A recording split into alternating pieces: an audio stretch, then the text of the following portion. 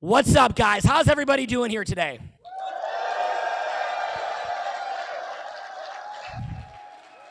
Thank you. Guys, this is going to be one of the most important lessons that you're going to get in your entire life. The root of everything that we teach is charisma. Everything that we teach. You could bring back charisma to anything. You want to have great inner confidence? A lot of that just comes from knowing that you're smooth and charismatic. You want to make more money? You can directly translate that into charisma. You want to get better at dating? You want to get better at attraction? You want to get better at making new friends, networking, getting a promotion? We give those opportunities to people who we like. That comes down to charisma. I've got a friend who you might know who I have been working with for 20 years. 20 freaking years. Me and this guy have been friends. We have been working together. We've been to war together. We've been on the road through experiences that you wouldn't even imagine. And he has dedicated his entire adult life to just bringing it, making transformation, getting results. This is one of my best friends on the planet. We are going to crush it today like you can't even understand. I hope that you are tremendously excited because this friend of mine is actually hiding under my bed. So if you could, see if I'm kidding or not, give a hand to one of my best friends on this planet, one of the most talented people I know, Jeff!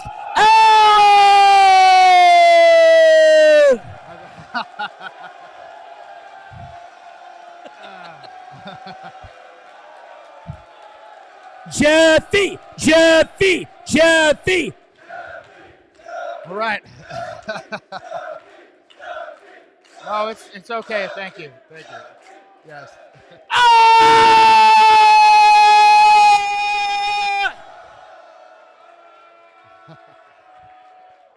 That's awesome.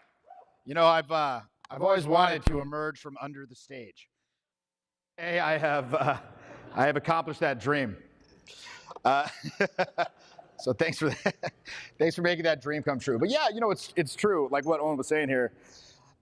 You know, for 20 years we've been doing this stuff, and we're very, very good at teaching conversational gambits, conversational techniques, and stuff like that. But you know, one thing I saw coming up time and time again was that people could recite the techniques, the lines, the conversational gimmicks, gambits verbatim. They could say the exact same things that we were doing. But the response they were getting from the people they were interacting with was rather different, let's just say. You know, is very underwhelming. And so I would say to these people, I would say things, you know, along the lines of, your vibe's off. Essentially, I'm like, what's going on? What is the distinction here? And it's that they're just not charismatic. Now, what does that constitute? Because I think a lot of times people think of charisma as this mystical quality, right? It's something you're either born with or you're not. But in reality, you can define it as energy flow, right? When we talk about energy, we're talking about psychological energy, physiological energy, emotional energy.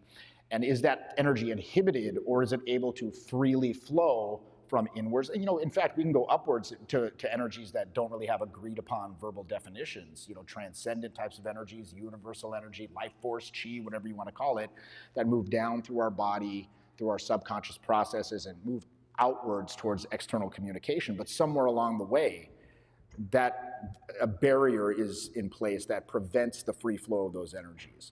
And so we experience this as being stifled, you know. And even with experienced teachers, myself included, I felt like the feedback was very often sort of vague and subjective. You'd say, you know, you seem stifled. Can I get bigger color, emotional color? Can I get bigger energy? And what I found that this did, it only made the student feel more judged, and judgment is likely, you know, in most cases, the cause of these inhibitions in the first place. But at the same time, it wasn't giving them any sort of clear descriptive means to make the desired change. So I wanted to, again, change the way that these criticisms were verbalized and get very, very specific in order to make that change and growth actually available to you. So again, you know, over the past several years, this is kind of the big hole in my game that I wanted to fix. And a lot of people there, some people in this room, you know, many people in this room most likely, you know that you have these inhibitions, but you cannot put a finger on the precise mechanisms that are coming into play. All you know is I just feel stifled, right? I can't express myself as freely as I might with my close friends. When I go up and it's a high value situation, the stakes are high. You know, you might be in a state of low entanglement, But if you add in the volatility of like a high value human interaction to that, those entanglements are going to be activated. So when we're talking about these so-called tension entanglements, it's important to take a look, I think, at again, the exact physiological mechanisms that are preventing you from expressing yourself and causing what in many cases is a gap between what you believe you're expressing and what's actually being perceived. So a lot of my trainings nowadays are designed to make people, number one, experientially aware of that gap. And then number two, give them a very practical exercise process that's not really subjective, that's not vague, that allows them to, number one, become aware of the charismatic vision that you want to create for yourself. Number two, become aware of the demands, the societal demands being placed upon you depending on the kinds of interactions and outcomes you want to have. Number three, understand the societal conditions at large in which you're attempting to fulfill those demands. Number five, understand the system of communication that's going on inside of you, and not just some gestalt, right? What's actually going on? What are these competing subsystems that are trying to assert what they believe is best for the organism? How are they congruent? How are they, supportive of one another? How are they in disagreement with one another? Number five, and perhaps most importantly, give you an actual exercise process that you can chip away and work at those areas in isolation, reintegrate them into a more completely realized instrument. And actually, that exercise process can serve as a journey or a vehicle for you along that journey of your whole life, in which you're moving towards more and more freedom, more and more expressivity, more and more ability to communicate in a powerful and clear way, right? So that's kind of, again, the goal. That's been my goal for the past couple of years. And, over the past year, I've been earnestly teaching this stuff. In the mentoring programs. And I think that it's important to understand the distinction between exercise and performance, right? So when we do a lot of these exercises, so we're going to do some of these today, we do a lot of these exercises in the Charisma Mastery mentoring. They might be stuff like working with facial malleability, or working with various vocal energies, or working with various intellectual energies or spiritual energies even.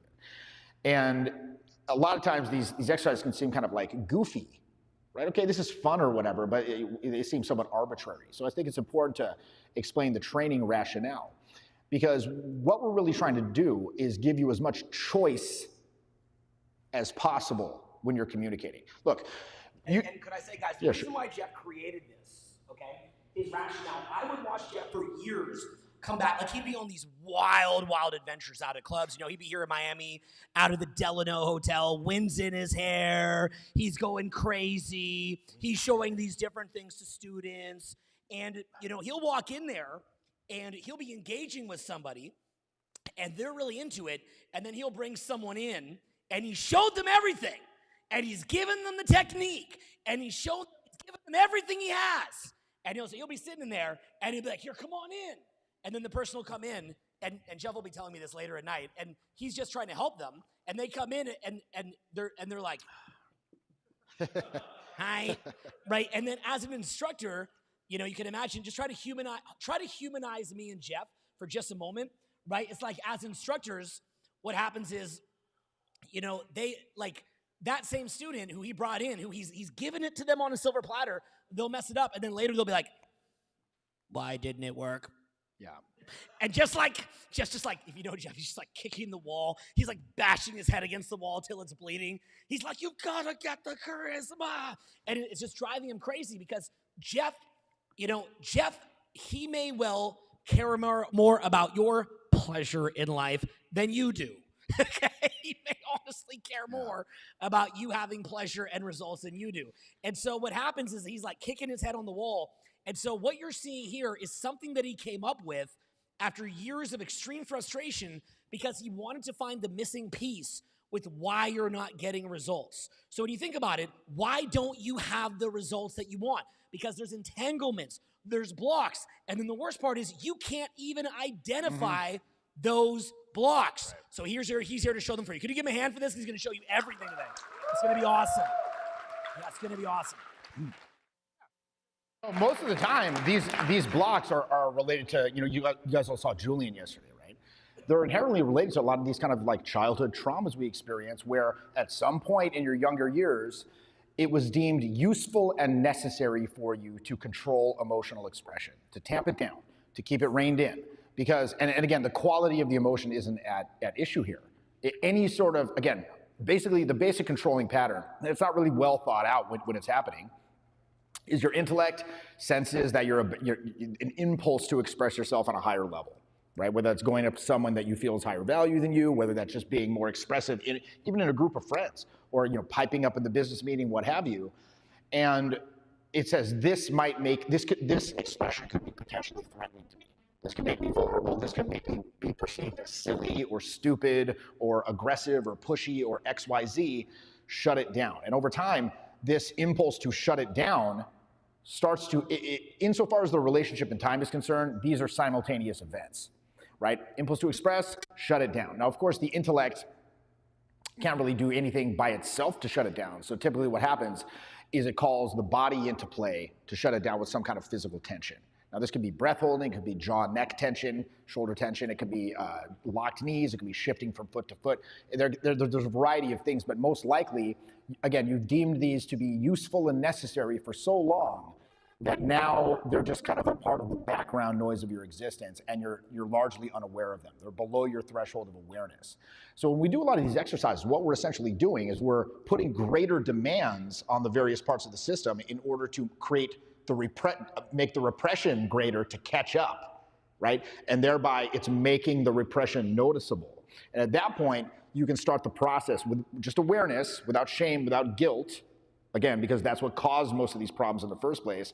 You can then start that process of releasing them and replacing their manifestations in your life, which at that point, again, they become choices you can make. And if you transform a default necessity into a choice, it gains power in the process. Individual choices gain power in direct proportion to the larger field of choice potential surrounding them.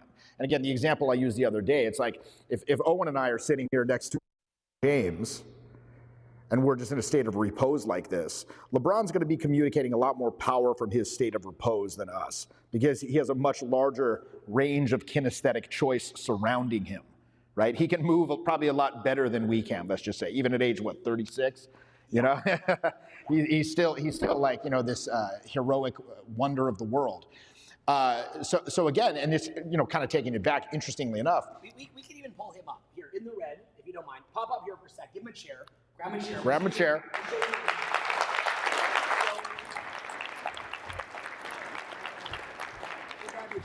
So, pop over here. Okay, now, if you watch this, so what he's saying, this is important what he's saying, because there's this tremendous objection that a lot of people have when Jeff tries to show charisma. The objection that they have is the exact people who need it are like, no, oh, no, I'm quite all right. Like, I could tell you one time, I had, you guys ever remember the book by Neil Strauss and this guy named Herbal? You remember him? One hooked up with Katya, you remember that thing? Tynan. Okay, so my buddy Herbal, okay, if you remember that book, he sent this guy on my program. He's like, Owen's great, you gotta go to this program. So he comes to my boot camp, and he's like, I am a gentleman. And I'm like, good to meet you, Mr. Gentleman. And so I take him to the Sky Bar, right? One of these like vicious, brutal clubs in LA. And he's going around, he's never heard of our content. And he's like, I've got this, I am the perfect gentleman. And so he's walking up, and he's like, hello, right? And there's people running away from him. I remember at one point, one of the saddest things that I saw, truly sad, was like, I'm talking to someone who's like very, very attractive, and he comes up and he's like, hello, and by the way, like, I'm here to help him. My frustration towards him is that he's not accepting the help, okay? And then the person I'm talking to, like, runs over to this side, and then he goes behind me, he's like, hey, hello, right? And then this person starts walking down the stairs. If you ever been to the Sky Bar at the Mondrian, there's like these cool little stairs there. And so they're walking down, and then he's like, hi, I got you. And what's happening is, like, he couldn't believe it that this, like, gentleman thing, minimal range of expression, just isn't working. It's not working. He can't hold the stimulus in the club. And so he just can't. And then funny enough, one of my good buddies, he actually had a hotel in the actually at the Sky Bar, this hotel called the Mondrian, it's connected to the Sky Bar. And my buddy, who has this really wide range of expression, and who he thought was just some stupid clown, just some dumb clown that has a wider range of expression, He winds up meeting the exact person that this student liked, and he winds up bringing him up to his hotel. You know, they run off to the bathroom together, had a wonderful interaction in there. And, you know, and he's like, I even paid for this room, and the person that I liked is now off with him. And I'm like, brother, this is your moment. This is your moment now.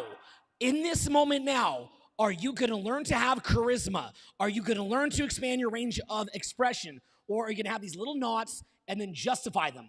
And he left the program. And I bet you he probably has been sitting alone with a crusty keyboard ever since. He's still a gentleman to this day. He's a gentleman to this day.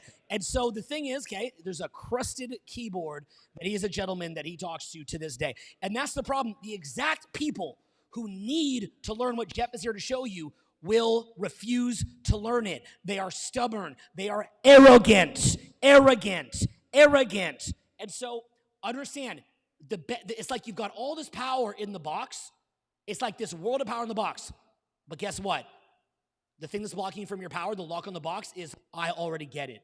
Yeah. I got this, bro. I don't need this. So what Jeff is trying to show you here, he's calling that, and this is what the people that don't want to hear it needs to understand. What Jeff is trying to show you is that there's this greater range of potential even when you're being chill. So, right. Yeah, the LeBron James thing, right? Like if LeBron is sitting there and LeBron is just chilling like this, you know that he can get up and go nuts. Well, the same thing with us. Like when we go up, we can very often just throw out a hand and raise an eyebrow. Or we can even go up and be like, what's up? What's your name? What do you do? Where do you live? Ask boring interview style questions. Because for most people, when they ask those boring interview style questions, they're desperately treading water. They're like, I hope the questions don't run out. I hope the questions don't run out. And they can sense that's the default necessity that these people must do. If he and I go up and we're like, hi, good evening. What do you do for a living? Where do you work? Oh, cool. Where are you from here? Blah, blah, blah. We ask those boring questions. They can sense, again, it's a proactive decision on our part. And so that's what we mean when we say when you transform default necessities into choices, they gain power in that process. Because look, there's two things, and this gets discounted. This is the thing, this is kind of the mystery ingredient. It sounds so corny, but if you've been studying this stuff for many years, you know technique like the back of your hand, but it's just not working for you. It's because of this. There's two sides to the coin. There's many such opposites that need to be reconciled.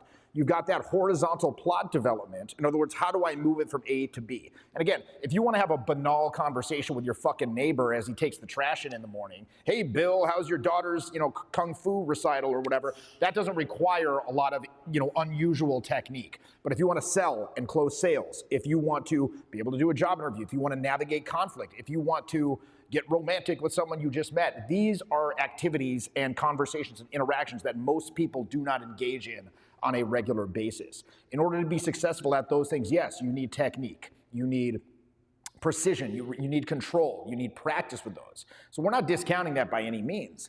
But again, simultaneously, you've got to be able to hold their attention long enough for you to be able to execute that so-called horizontal plot development. And especially, let's say it's a nightclub environment, you're competing with a lot of different stimulus. You're competing with the lights, the music, the friends, the alcohol, this, that, the next thing. And if you want to crack through their RAS and become emotionally relevant, there's got to be something there. You can't just go up and be this milquetoast motherfucker and be like, what's up, good evening. Again, inexpressive face, what we call sad face, serious, anxious, deadpan, kind of like very tense posture, meek, uninteresting, monotone voice that just sort of like repeats, it's very predictable.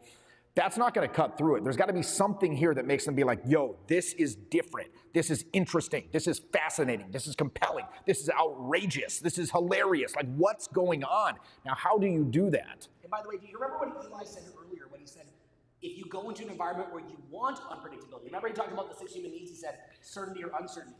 If people are out in a bar or club, they're very potentially wanting uncertainty. And also what Jeff was actually trying to show you, should I use this? I need you to answer me. Use that for now. I don't know what you mean, so I'm going to just keep doing like both, I guess.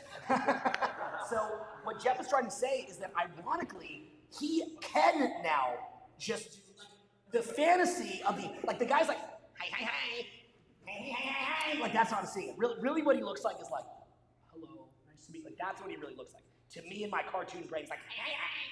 But actually my cartoonification would be better than what he's actually It would literally be better, yeah. So, but the real truth is very sad. It's like, what's up? And it's gonna Good cost us- evening, hello, like maybe a little bit of expressivity, but again, what they think it's this big emotional color, but in reality it's like a 10 out of, 10 out of 100. Yeah, like could you guys get the Steadicam at the back? Please give me a little more guidance on this because I'm just clueless what you meant. But if you could grab, just like, thanks. But if you could grab the Steadicam at the back, I'm going to show you a couple things, okay? So ironically, the hi, which is really like, hello, that guy, ironically, Jeff lives his fantasy. His fantasy of being able to get results, results. His fantasy of getting results being like, hello, what's up? Jeff can actually do that.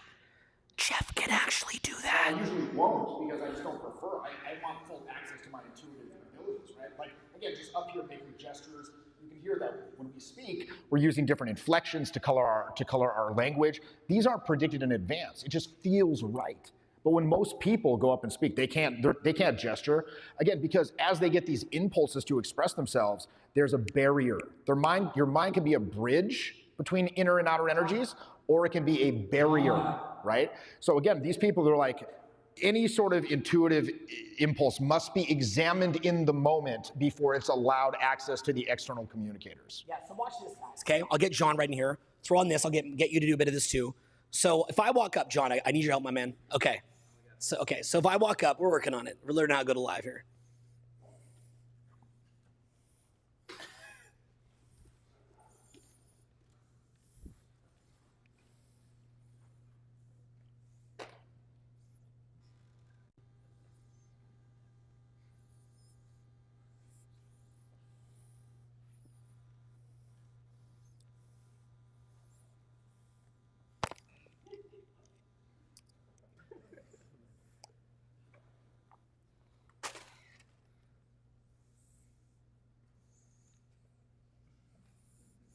Right, what am I doing here, okay? So the room is giggling as I'm doing that, okay? Why is the room so I'm living the dream of the hi. Like I could actually do that. Jeff can actually do that. Hi, we can do that. Like if you're someone here who lacks charisma, you can get to the point where you don't need to do a lot. You could be like, good to meet you. Right, you could be like, good to meet you. And just by a little flicker in the eye, they'll start laughing, doing almost nothing. That's what Jeff means when he talks about LeBron James. Like when LeBron James is sitting, you can still tell this guy has a little bit of extra pep in his step, right? If you were to see, Conor McGregor or Khabib or something like that, you know he can beat the crap out of you. He doesn't need to be like, yo, I can beat the crap out of you, right? He doesn't, Conor McGregor or Khabib or any of these guys, Mike Tyson, like if you saw Tyson, he's just like this, you're like, I'm gonna die, right? So Tyson doesn't need to knock you out. So that what Jeff is trying to show you is that the way for that, for him to get to the point where you can be chill, first learn the expansion, and then what happens, and then what happens is then you can dial it back, but you have that greater range of possibility. But the problem is, many of you in here are arrogant. You think you don't need to learn this. You're like, no, I'm charismatic. And then if I were to bring you on stage, some of you, you've got it. But 90% of you here, you don't got it. And so that's what I'm trying to show you. Literally, have a seat right here beside Jeff. Grab this mic. And you guys got to give me some guidance on this because I don't know what's going on. But okay, and Jeff can literally show you if you, like, okay. If I'm with Jeff, like if I'm quiet, hey! You see that? Like watch. I'm just quiet. Hey! Right, you want to show the same thing? Hey! Right, so quiet. Hey! You see that, right? Hey! We were joking earlier, we need to keep the hands, you can't put the hand past a certain point. Right, just keep it like you're, yeah. Hey! Hey! But, it's like when I was in Germany, I went to hail a cab. I was like, okay, how do you do it? They're like, you go like this. Oh, shit. Cultural differences. Yeah. But you see, now, try just doing like yell loud off the gate. Go quiet, loud. Show us that.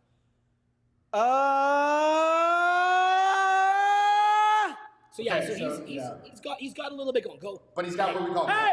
Show me that. There's a glottal. Hey! Yeah, so do you see that? So go quiet, loud. Show me that. Like hey, low? Yeah. Hey! Hey. Hey. Hey. See that? Hey. Hey. Hey. Hey. Jeff, you want to show? Hey! Try not to get the mic involved. Yeah. We'll go quiet loud. You can do mic too. Hey! Yeah, okay, take the mic. It's 'cause for YouTube to hear, I think they need that off, I'm not sure. So go quiet loud.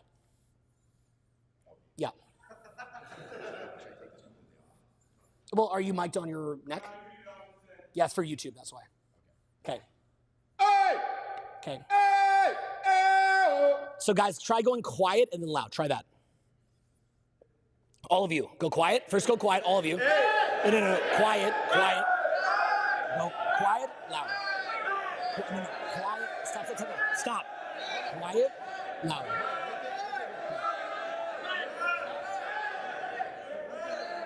Steadicam. Right here. Hey, what's your name?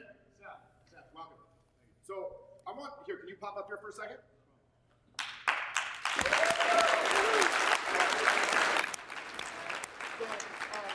Can you do it? What you just did? Hey.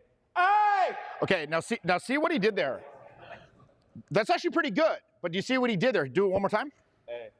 Hey! So see when he goes high, basically his face and his entire shoulders go up in sort of they're linked up. So this is an interesting thing. This is something that we call justification by tension. So in other words, what you're doing is very often you'll see this with people who are singing. Like I have a friend of mine, he sings, and when he sings, he makes all these fucked up faces. He's like, oh, I'm like, why are you making these faces? And it gives his voice this kind of this pinched quality. It's not a free quality. So what's going on? Basically what happens is you want to tense up in order to justify the increased expenditure of energy. It's like to give this impression of doing something. Right? I need to do something in order to make my voice go up that high. So there's this, again, what we call the tension entanglement. Now, when you're out, now that's why we do exercises like this, because it brings those into sharp relief. It brings those into focus, because most of the time these tensions are below your threshold of awareness. And that's, again, this is not even like one of the exercises we do. This is a very rudimentary version of it. But you can see, so imagine on a more microscopic and persistent level, when you're out, and you're going to go talk to someone, you might not go like that, but there's this sort of feeling like you're wearing this sort of tight suit, right? And it's just kind of like, you're like, right? And you're not even aware of it really, but what it's doing, it's constricting you. So in other words, your efforts to control are actually putting you out of control. So let's do this again, but this time try to do it without bringing any other sort of physicality into play. Like if I do it right now, again, and just free, like isolate the vocal mode, as we call it, and just try to bring that high tone without bringing any other physical tension into play, okay? So I'll do it right now. Hey, hey, hey. So it's a much freer, clearer tone. Let's see if you can do that. Hey. Mike, your mouth, my man. Hey. Hey. Okay, see, but you tensed up a little bit as well. So bring this down, and try not to raise up out of your seat at all. Just a free, clear, again, breath support, and just push it through. Thousands of people are watching you, by the way. Cool. No pressure. And judging you. Hey. Hey. Hey! Hey! Hey! Right? So these are the kind of things that you want to start to look at. Now, look, obviously, if you're talking about like facial armoring, this is where somebody is kind of inexpressive in the face, or you're talking about things like vocal, like glottal hold when you're trying to communicate, that gives you this sort of, routine, monotone sort of aspect. It's important to emphasize the persistence in trying to release this stuff, right? It's not going to happen overnight. You're not going to drop decades of social conditioning simply because you now intellectually understand how useful it would be for you to become more facially free, right? Understanding doesn't create change. It only creates the motivation for it. And that's why I wanted to create an ongoing exercise process that would, number one, give you that awareness. Number two, give you a vehicle to work, again, give the power back to you. So you can work on this stuff for as long as you want. Like, sure, you might have some 8-week program like we do, where we kind of work you through and pinpoint, and you have, again, the guidance, you have the support to help you execute and all of that stuff, accountability, all that great stuff. But at the end of that 8 weeks, I want you to have this increased understanding of the system that's going on internally when you're trying to communicate. Bring an awareness, put a spotlight on some of these tension entanglements that are preventing you from expressing yourself as freely as you can when you're trying to communicate with people, and be able to chip away at that and work on it yourself for the rest of your life, right? That's the goal here. And here's why. Ask me this. The bottom line is this, guys. If you don't, like, someone like yourself could be really making a real effort to learn this stuff. And you're sitting there and just, you're going out regularly. You're putting in the reps. You're putting in the time. So it's like you're digging down a tunnel. Okay, you're digging out this cave. But the problem is, once you realize you're digging down the wrong cave, you don't just get to move the cave. Now you got to walk all the way back up. You got to make a new cave right from scratch. And so what he's trying to show you is, like, you see how you're like this. You're like, hey, right? Like, and so what's happening is you go out and there's all this competing stimulus. You've got, if you're at a hot club, you got Drake in the corner, Chris Brown over here. Like, last night I was out, I saw Timberland, Floyd Mayweather, Jamie Foxx, Chris Rock. Like, these are people that I'm seeing out. They're coming in with entourages. Floyd Mayweather's got a diamond chain on him, so bright, like, I almost just dropped to my knees, started sucking. I was like, oh, and I'm like, wait, no, right? Like, I mean, it's badass stuff. These guys are incredible guys. And the thing is, like, you're going in there, this diamond chain's rolling by, and you're like, right? And then Floyd's just like, right? As half the room's just like, so it's like, so what Jeff is trying to show you is, like, it's the difference between, right?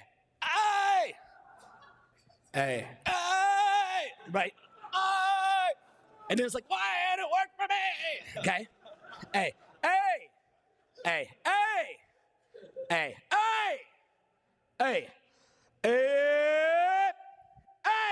Right? So, okay.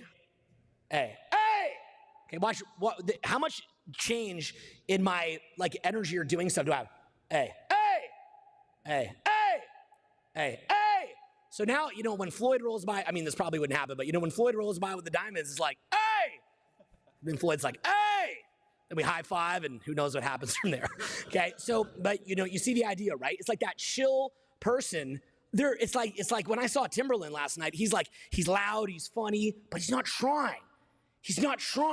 He just rolls by. We're at Prime 112, just rolls by. You could hear him, like, halfway up the block, but he's not like Timberland's not like, you know what I'm saying, right?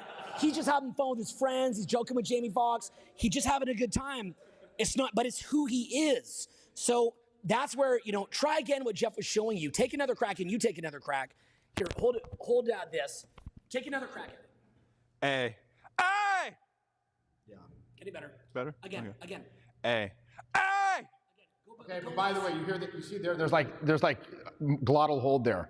Just have it be as free as possible. Think of a free flow of energy. Just think of that. Yeah, better. A. Better. A. Relax into it. Yeah. A. Get it. You're getting closer. A. The basic thing here, the basic tenet. In fact, yeah, you can sit down. So the basic tenet here is tension. Tension is the enemy, right? Physical tension is the enemy. However, its removal is complicated and can cause changes in other parts of the system, right? So again, it's kind of like playing whack-a-mole. It might pop up in other areas. So again, that's a very rudimentary exercise. That could be called a vocal flex, I suppose. But there's a lot of other exercises we do to target other areas. So for example, let me just call out very briefly here. This is a model of communication that I've been turned on. Now, this concept isn't new, right? Anyone who know Grindr and Bandler are? No one in this entire room knows who those people are? That'll be us someday. No one will know. Yeah, exactly. It's very interesting. The progenitors of neuro-linguistic programming. Tony Robbins stole the concept from them, basically. One guy in the back. One boomer in the back. There we go. Gen X represent, all right? There we go. Another elder just like me. So in reality, we think of our communication as this kind of generalized whole. Like, I just go up and I talk. But in reality, there's various systems vying to assert what they believe is best. So you've got, again, your face, your voice, your body.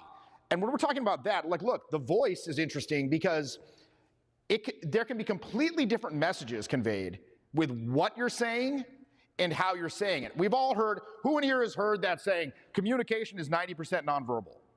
Pretty much everyone's heard that. However, you kind of just take it as this aphorism, but you never really think about that, do you? Now, wouldn't it make sense if it really was 90% of communication, that you'd want to investigate that, as opposed to just learning lines and conversational techniques, yet no one does? So with the voice, for example, let's say I say the phrase, a kid asks their parent, "Mommy, do you love me?" And the parent says, "Of course I love you." Said like that, it means what it says. Now, what if they said it like this? "Of course I love you." Or like, "Of course I love you." Or, "Oh, of course I love you." Or, "Of course I love you." Right? Said those ways, it conveys many different things: anger, sarcasm, boredom. So we want to investigate that unique capacity of vocal tonality to give nuance to different things. And this is what it's going to enable you to capture people's attention when you're out, okay? To convey specific packets of emotional information with your eye focus process and the musculature of your face. To convey things with touch, proximity, gesture, going inwards and upwards, making sure that your mind is, again, a bridge, not a barrier. It's not this judgmental fucking hindrance that's preventing you from expressing yourself. Going even further, how's your emotional process coloring all this stuff as impulses move outwards towards communication? How's your intuition? Are you able to come up with things to say? How many people in here have had the problem, I run out of things to say? You know why that is? Because as impulses of things to say are dredged up by your intuition from the subconscious, the mind's like, we can't allow that access without first judging it for its potential usefulness. But unfortunately, there's no timeout in communication to judge it. And so by the time you have judged it, the moment has passed, the timing's off, and you say it and it looks like you're second guessing yourself, or more likely you don't say it at all. So why is it important to learn this stuff? It's important to learn this stuff because when you don't, you can't capture people's attention, and you get ignored by people you want to date. You get passed up for the promotion at work by, the fucking office ass kisser who knows how to work the office politics. You can't navigate conflict very well because you're stuck in your head. There's so many reasons for this. So we want to investigate this stuff on the deepest level, and then number two, give you an exercise process that's going to allow you to chip away at this. So yes, you've got the horizontal plot development, but then you've also got the ability to create a vibe. Ask yourself right now, do you have the ability to do whatever you want with your face, voice, and body in any combination to create specific, nuanced, modulated, emotional feelings? If the answer is no, then you got to ask yourself, well, why not? What's stopping me? And that's what we want to investigate here. It literally is like a musical instrument. Exactly. And so once you, again, like most people, they just think of their communication as this whole. And there's like two dials or something. I can be loud or I can be soft. When you understand this stuff, then now you kind of have like a very complicated producer soundboard. And you can create very nuanced, specific feelings when you go up to people. You can, and again, as you develop your ability to express, you're also simultaneously developing your ability to perceive the messages other people are sending. And the interplay between those two systems allows you to, again, ride the emotional wave when you're interacting. And then, of course, simultaneously, you're executing your so-called horizontal plot development. And that's going to take you to the results you want. Yeah, just think how much, here, let me grab this.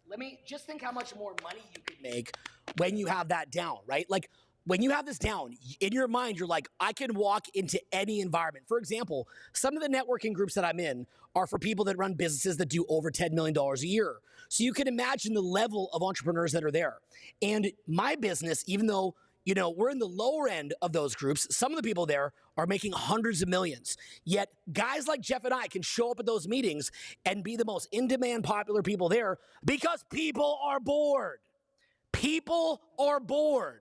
And so now you've got some famous entrepreneur over there, and we're grabbing all the attention, and everybody's around us and wanting to give us free advice, us free connections, us free services, because we're just more fun. No other reason than that. You ever felt like you could be the best guy for someone to date, but someone who's just a little more fun, you get passed over for them? So let's have you do a couple of things, okay? So we talked about that challenge of not having something to say. And this is a massive challenge. But I'm going to say two things here. Number one, It is about being confident enough to think of cool things to say. That's number one. But there's a second part that we often forget. And that is, and follow this very, very, very, very, very, very, very, very, very, talking over that weird sound, very, very, and John, you'll find out what that sound is in the next 30 seconds. Okay, so someone figured out, I don't want to just sit up here drowning, guys, take action. Thanks. So if that's the case, then what you guys, okay, then what you do, it's not, and that was a perfect example, and I'm going very, very, very, right? It is not just thinking something cooler to say. It's about taking something that sucks and making it good by using your instrument, okay? So again, number one, have something cool to say. Have something cool to say. Say that. Is that all you got for me, guys? There's people locked down all over the world. Have something cool to say. Okay, now second of all, make the sucky things cool. Say that. Make the sucky things cool. Okay, so if I say again and again and again and again and again and again and again and again and again and again and again and again and again and again and again and again and again and again and again. Okay, what we're doing is we're using our instrument. So I don't need to have the perfect thing to say. Jeff is showing this to you so that you don't need the perfect thing to say, because you could say anything and you could make it intense or you could make it a little sad. You don't need the perfect thing to say. And we see you out there just always needing that perfect thing to say. And we can't take it anymore. You don't need the perfect thing to say. Thank you. Okay. So let's try you. Okay. I could do a variety of exercises with this guy. Yeah. We could do some right now. I'd love to see him try to say something Is boring. this my mic turned off? Can you guys hear me in the back? Make sure you guys got his mic. Try something boring and make it engaging. Well, let's do this. Let's make it even crazier. So let's do something that we call an imagination flex. So I think that most people, their imaginative capacities have not been exercised largely since childhood, right? Again, our educational system, the emphasis is on, like, again, rote solutions to problems, 2 + 2 = 4, right? Imagination, that's largely discounted. Now, when you're faced with a social interaction where you could say anything, and it's not constrained by these conventions of, say, talking to the boss about the report, or, you know, some banal conversation with the cashier or something like that, that blank page, most people are completely at a loss unless they're told exactly what to say, at least initially. So you've got to start to work those imaginative muscles, much like you would at the gym. You know, do bicep curls. So one thing that we can do, and again, there's different things. You know, we can do an imagination flex versus an intuition flex. Intuition flex, the conceptions generated will actually work in the actual interaction as opposed to just being fantastical nonsense. And for advanced students, I'll have them do that. But today we can just do something very, very simple. We'll take 3 words from the audience, random words. Go, give me a word. Balls. Give me another word. Pencil. Give me another word. Pineapple. Balls, pencil, pineapple. Somehow all phallic. Balls, pencil, pineapple, okay? So right now, without thinking, I want you to come up with a 1-minute story and use balls, pencil, and pineapple as the beginning, middle, end of the story. Go. And a story that doesn't get us kicked off YouTube. Go now, go now. So pretty much, I woke up yesterday morning, and my balls were starting to hurt. Okay, and initially I wasn't even scared, because that happens all the time. But even though it's not supposed to. But I was like, okay, you know what? I have to be at this event.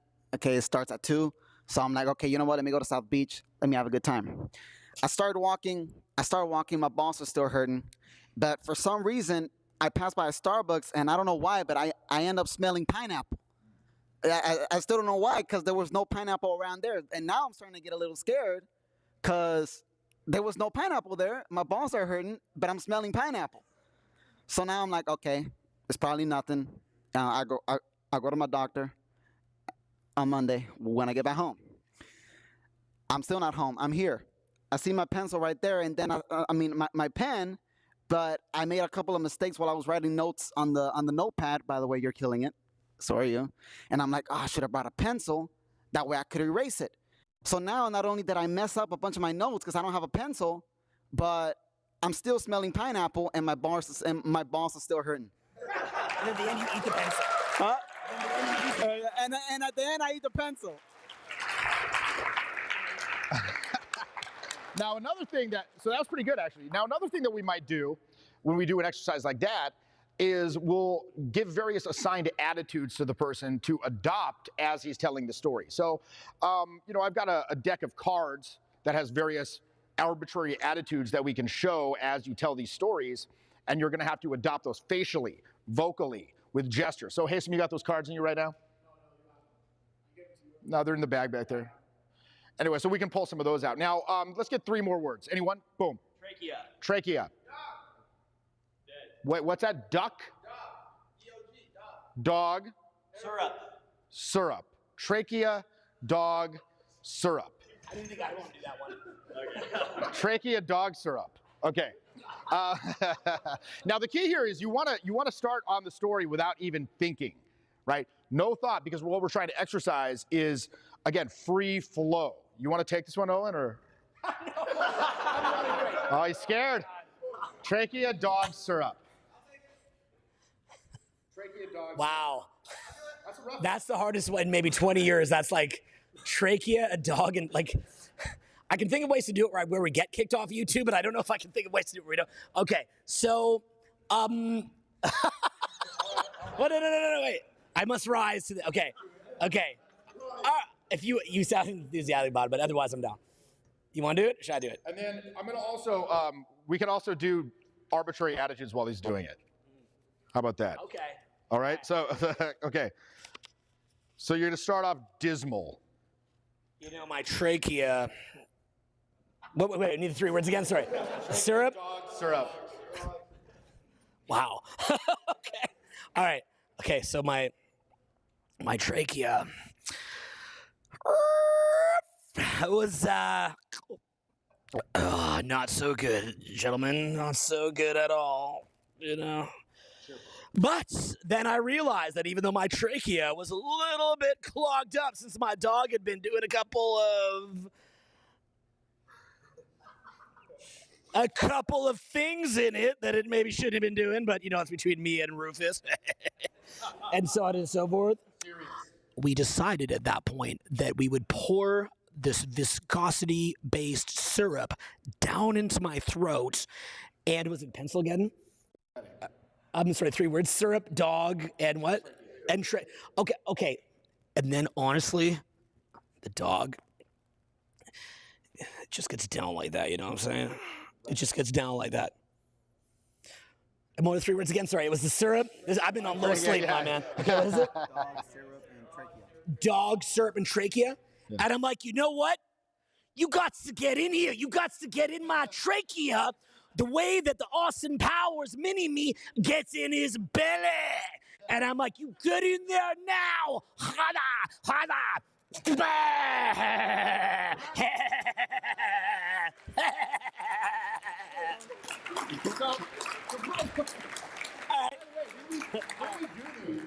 The goal isn't to tell the best story. The goal really is you're putting additional demands on your imagination. So it's to see where you get stuck. And then that brings into focus where these stifling kind of mechanisms come into play when you're actually trying to communicate with people. Again, because when you're trying to communicate with people, it's not going to be that severe. And you probably won't even notice it. So again, by exaggerating, and a lot of the exercises we used to do back in the day, at the live events, we're very similar. We're exaggerating things to make the blocking patterns more visible. Oh yeah, that's right? Everybody's favorite thing to diss us on is that's what they say to do on a date. Yeah. The trachea, that's the thing we're like, it's an exercise. They're like, I can't understand that abstraction of a concept that you could do an exercise. You just said do this. Here's a metaphor that explains it, okay? Again, let's say you have a football player. He might lift weights in the gym. He might run through That's how you win a football game? You just lift weights? He might run tires on a grid on the field. He's not going to do either of those things in the actual game. but both of those things are going to improve his ability to perform in the actual game. So again, when you're out there, you shouldn't be thinking like, okay, I'm going to make these goofy faces and say these ridiculous, nonsensical things. You could. It might even work better than probably what a lot of you are already doing, which is just going up and try to be the most boring motherfucker conceivable. Okay, hey, what's up? What's up? Like literally, do you like I always ask is, in what universe does that work? In what fucking universe do you go up and say, hey, what's up? But ironically, you could do exactly what he's doing because Jeff can't mess it up because he has that, and like LeBron James, but in his version, he has a wider range of potential. So that's the point, is that you do the crazy syrup trachea thing so that you can live out the weird fantasy of the high guy. It all comes back to that. Jeff can't even imitate a person who fails and fails. Like Jeff could be at Live Tonight, do his imitation of someone who sucks, and then it works. Probably succeeded, family. I could. We do fail, but you see the idea, Yeah, right? Whereas, like for you guys, what you get more of what you focus on. So if your charisma is shut down, it's because you're afraid of judgment. You get more of what you focus on. So if you have a fear of judgment, you get judged. If you don't care and you do what he's showing you, then you don't get judged. In fact, people judge you well. If your whole thing is, I don't want people to think bad of me. I don't want people to think bad of me. Hey, now people think bad of you. But if you're like, I just want to have fun and expand, do these exercises, then people think well of you. Make more money, get better dating success, do better networking, and so on and so forth. And that's why you've got to listen to every word he says and do these exercises full out. Well, listen, the funny thing is this, I think what we think of as our natural uses of energy and our natural ways of being, I think everyone in here would agree that all of these things are in fact deeply affected by these conditionings and these habits that we've been practicing pretty much unconsciously for most of our lives. But here's the thing, when you realize that, you gain new freedom with respect to what you could become, right? You're no longer this victim of your history. You can start practicing own patterns of your own choosing and actually develop your abilities to, again, express exactly what you want in any moment. And I think, again, the first step is becoming experientially aware of the gap between what you think you're expressing and what people are actually perceiving. Because you think, again, many students, I see this all the time. I'm like, yo, you need to smile more. You're going up, it's very frightening. The face, it's kind of just dull. There's not a lot of indication of thought process going on behind the mind or, behind the eyes. And by the way, that's fucking scary. If people cannot tell what you're thinking behind the eyes and it's like this dead cadence stare, because I always tell people when you go up, look them in the eye. Stand in front of people and look them in the eyes. They're like, well, wouldn't that seem creepy? I'm like, maybe, if it's this dead cadence stare, but if the eyes are alive, the face is compelling, fascinating, moving, ready, anticipating, eager, engaged, then it's not. But again, if it's just this sort of like serial killer mask from like Hannibal Lecter or some shit, then they're going to be very frightened. As a buddy of mine used to say, I don't know if you want to stab me or fuck me. Right? I don't know what's going on. I don't know what this person's intentions are. And again, the amygdala is always searching the environment for danger, difference, or threat. And so that can be very unsettling. So again, you've got to have your face in a state of readiness, your body in a state of readiness, your voice in a state of readiness, and make it different. Like I had a buddy who said, what is all this stuff that we're teaching? It's just like, everybody's bored. Give them something different to talk about or engage with, and then make it easy for them to go along with your proposal, whatever that is, and not feel guilty about it, right? So again, or feel great about it. So again, give them something different means go up and be expressive in the environment and then know how to move it along. Because yes, there are different conventions when we're talking about different types of social interaction, like again, selling and closing sales. You've got to know how do I deal with objections? How do I deal with this? How do I introduce it? How do I move it along? How do I do it in a smooth way, right? Same with getting romantic with someone. That's technique. You got to know that. But if you do not have the ability to vibe, they won't even fucking look at you. It's just going to be like, again, you'll see this. You'll go up, they'll go up there, hey, blah, blah. They're like, it's like confusion. When these guys go up, it's like confusion. Like, yeah, oh, okay, yeah. well, hey, I gotta go to the bathroom. I gotta go find my friends. I gotta go dance. I gotta go get a drink. I gotta go shoot myself in the fucking face. It was nice to meet you. Nice to meet you. And you're gonna get that every single time. You're gonna get that every single time until you learn this. Yeah, conversely, that You're gonna. Jeff was saying about the deadpan face of like, do you want to fuck me or kill me kind of weird vibe that guys can give. Ironically, he could do that and it would work. That's the joke, because he has that range of potential. Like if he just walked up and was just like, right? See how he's laughing? It's like you just if he just walked up and was like that. You see how he just starts laughing? Like like that. They just start laughing because he has that. Because it's not this thing that's like controlling him. Right? Like he's being controlled by his weird emotions. He has mastery of his instrument. And that's what we're trying to show. You learn to fight so you don't have to fight. They think that by doing that, they're coming off as this kind of aloof, super cool, high value rock star man. Like I'm James Bond, and I'm just gonna be like, good evening. Good evening, madame. They think they're like Don Draper or something in Mad Men. He could do that. But that's my point. But in reality, they can't tell what this person's thinking, and they're like, dude, get the fuck away. But he could do the madame thing. That's the point. By the way, he said, now notice what he said there. I could do it. Here, I wouldn't, and here's why. When you learn this stuff, what you get, look, this new flow of energy through these previously inhibited modes that you feel, it's fucking exhilarating when you're out there. And you're free flowing. You're free. You're not stifled. You can go into a party. You can mingle with people. You ever been to a party and like with a friend of yours and you only know that guy there, and then your friend's like, oh, there's my friend. I'll be right back. And you're just like, I hope my friend comes back soon. Check the phone. Check the phone. It's like, no, you'll be able to go up like, hey, what's going on, man? Like, da-da-da. Oh, yeah, you know, so-and-so. Yeah, and it feels exhilarating. It feels like a dream. It feels like, again, free flow of energy. It feels like you're you. You're not communicating from behind this veil or this translucent wall or something. And other people feel that too. So the benefit you get is this feeling of freedom, this feeling of flow. The benefit that other people get from it is this sort of expanded sense of human potential that it conveys, right? They're like, damn, this person's free in a way that maybe I'm not. And if I hang out with this person, I kind of get a whiff of that. And it's highly, highly attractive. Like, damn, I want to be around this person more and more. That's why we could go up and just kind of be like, you know, again, looks like a little smirk, hand, raised eyebrow, and have that work. But again, I probably wouldn't, because I enjoy being myself too much. Do you know what I mean? I enjoy expressing myself in a very free way too much. And again, once you get this, it's like you've taken off this suit, this kind of like constrictive wetsuit or something that's like squeezing you all the time and putting you in this fucking box. By the law of state transference, what you feel, they feel. What is one of the most single important things in, say, being attractive for someone else to feel? Non-judgment. Say that word with me. Non-judgment. Say that again. Non-judgment. That's like, you could make an argument that's 99% of the whole freaking thing. So if you don't judge yourself, they don't judge themselves. And when they don't judge themselves, good things happen. And that's why, and so that freedom that he's saying right there, it's like you're not judging yourself. They're not judging themselves.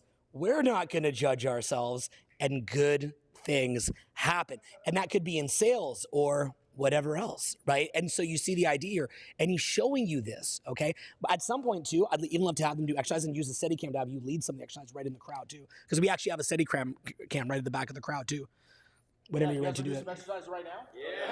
Yeah, so John, grab exercises. the Steadicam. That way Jeff can hop in. Let's see, what are we going to do here? And by the way, again, this freedom from, like, the ability to free yourself from this judgmental blocking, it is cumulative, right? And the more you do it, the more you're going to be able to ditch that addiction to judgment. Because let's face it, that's probably the main cause of all these things. It's the granddaddy of all these tension blocks, is this addictive need to judge and be judged. And particularly with dating, you know, you're very aware of being observed when you go up and approach someone, because they didn't come up to you. You know, you go up to them and they're like, all right, what? Okay, what? You know, in dating, it's so results oriented that a lot of people, they take an individual person's response to them in a moment as this judgment of them as an end product. Remember, you are not a product, you're a process, right? And any judgment they might have you in that moment is only representative of that moment in time, right? However, it tends to call up a lot of defensiveness. This is why on program, it's very, you got to walk a very fine line as an instructor when you're telling people essentially what they're doing is wrong. You know, and a lot of these tension addicts that I've worked with, they're very skilled at rationalization. And they'll come up with these very elaborately well thought out defenses of what they're doing as choices. This is a choice I'm making to behave like this because X, Y, Z. And again, these aren't stupid people. In many cases, it's like they make it logically airtight, where I can't even really argue. I'm like, well, shit, all right, it kind of makes sense to me.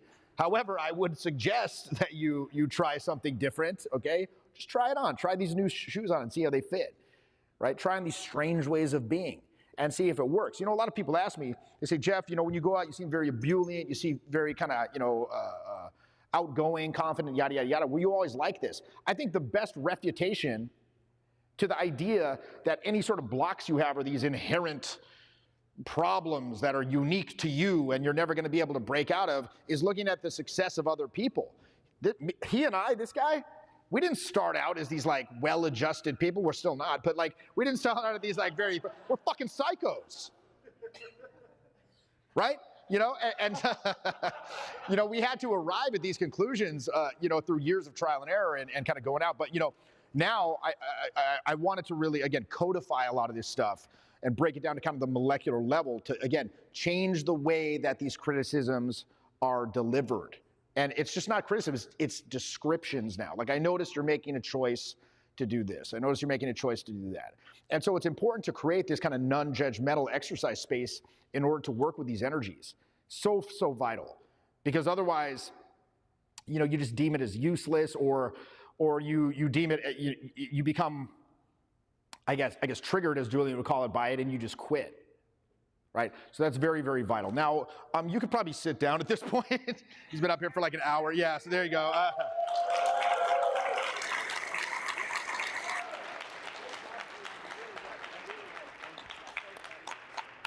Very cool. But again, you know, with the charisma mentoring stuff, we're exercising not only the external communicators, but also these inner guidance modes. And I think that understanding the relationship between and kind of unwiring the relationship between these intuitive and intellectual resources is perhaps the most fundamental challenge facing anyone who's trying to work on their vibe, you know, and trying to work on that ability to just go up and have people be like, damn, what's this, right? And then, of course, you start introducing that horizontal plot development. Yeah, he's here to get you right. results. So we can do a couple exercises right now. Results. Say that.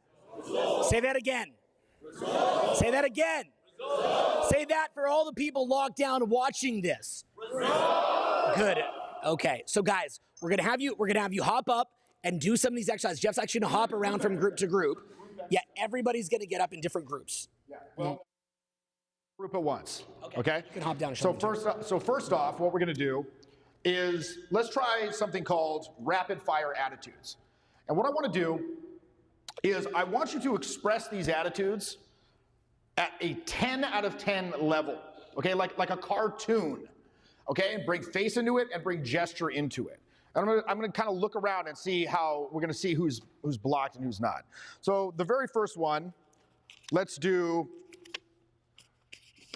how about this? These are very vague. Did you create these? Okay. Now, by the way, let's do polite. Hello. What does that look like? Show me polite. 10 out of 10 polite. Most of you aren't even changing anything. So I would do it like this. Okay? Next. No. Don't say anything. And look, we are isolating the voice here. We're not going to use voice. I just want to see face and gesture. Okay, ready? Oi! No voice, face and gesture only, okay? Look towards me, sympathetic. What does that look like? Sympathetic. Again, most of you, like this guy's extremely shut down. This guy, that's good. Okay, look at this guy. Do that, show him. Again, I want to see a 10 out of 10. Now again, this isn't that you're going to be doing this.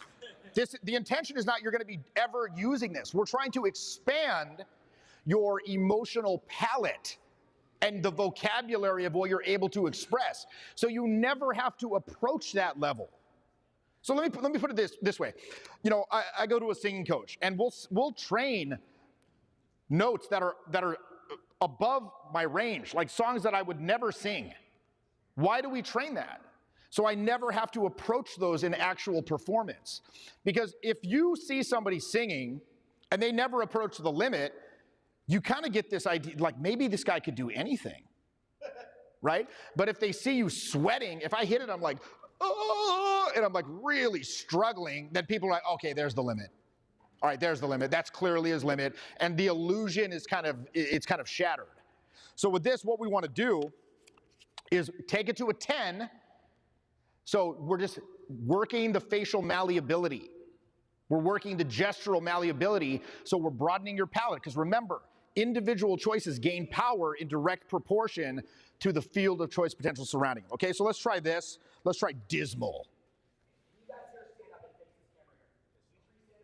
Dismal, Turn go. turn the light, wake up, don't be derpy, turn the light here. You guys Okay, are fucked. face the camera. Many of you guys are extremely fucked. Okay, Let's show see me. dismal. You know what dismal means? No. So we don't speak English. We can't do for fuck's sake. Okay, jealous. Jealous.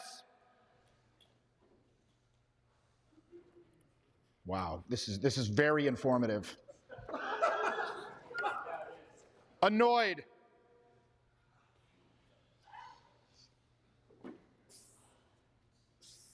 Like, God, some of you are so shut down. This is insane. This is actually, let's try to find the most shut down person here. Yeah, let's go down there. So let's see the most shut down person in here. Okay, how about this? Melancholy. Sadness. It's sadness.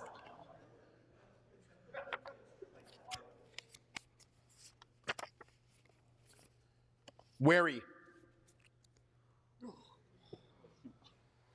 You know what that means? Wary. You're concerned that someone might harm you. Argumentative. Bored. Trusting. So now when we do them rapid fire like this, what happens is the face is faster than the body. So when you do it fast, you can kind of see the body struggling to keep up with the interference patterns, and it makes it noticeable, right? So let's try this. Forgiving. Regretful.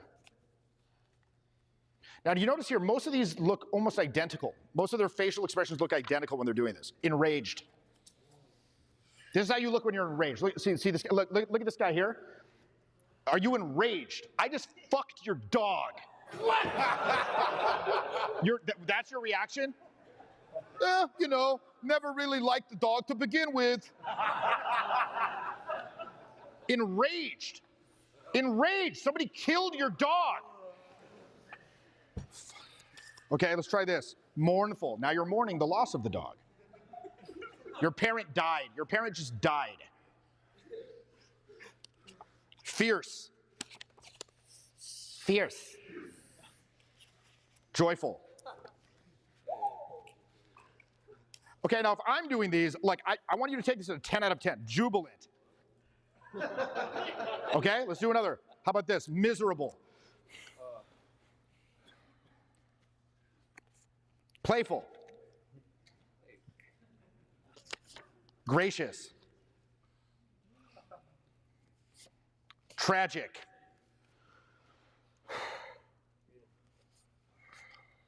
Fearful.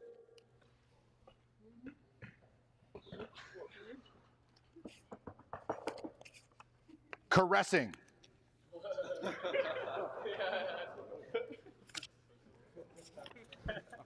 Peaceful. Angry. Okay. Now, one interesting thing about that is, like with anger, we have something called the repression expression error. So over time, as impulses to express are shut down, like we said, as soon as you have an impulse to express an emotion, generally the intellect comes into play to shut it down, to protect you from being perceived certain ways. So over time, you begin to equate the expression of the emotion with its repression. So with anger, what he just expressed there, like do it again, anger. That's the repression of anger, right? If you were truly angry, you'd be like, ah, like the Hulk. The Hulk doesn't sit there and go, he smashes shit, right? So that's an interesting thing to bear in mind. How about hysterical? So again, worried. We'll do a couple more here. Kind.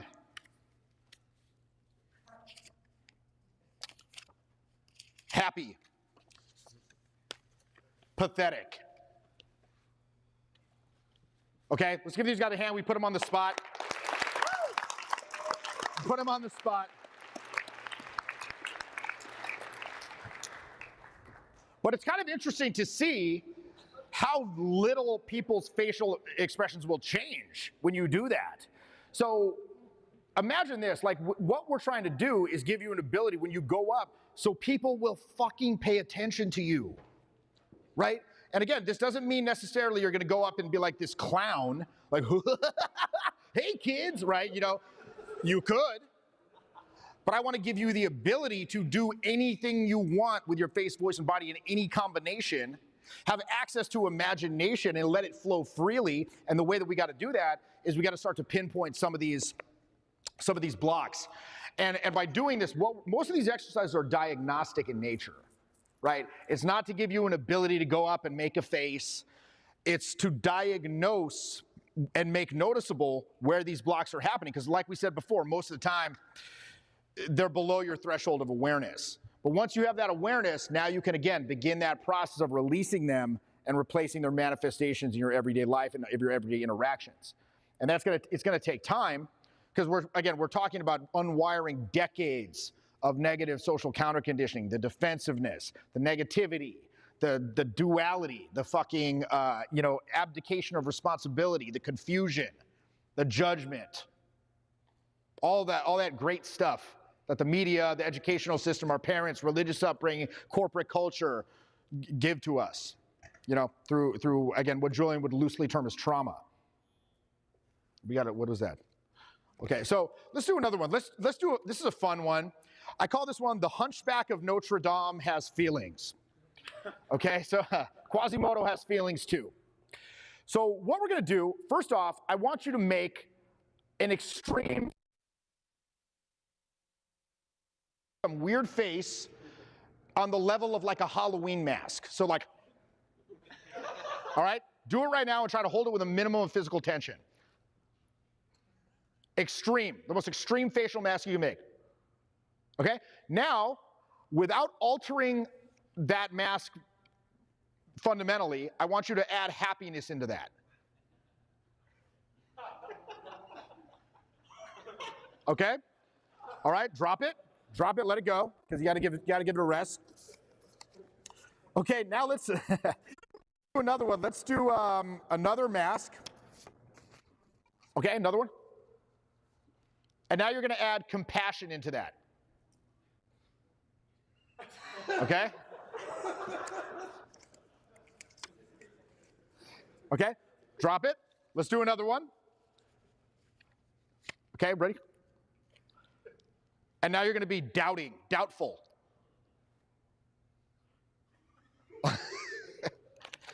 Okay? All right, let's do one more. Drop it, make an extreme facial mask. And now you're gonna do disgusted. All right, drop that one. Now, all right, give yourselves a hand. This is some weird shit.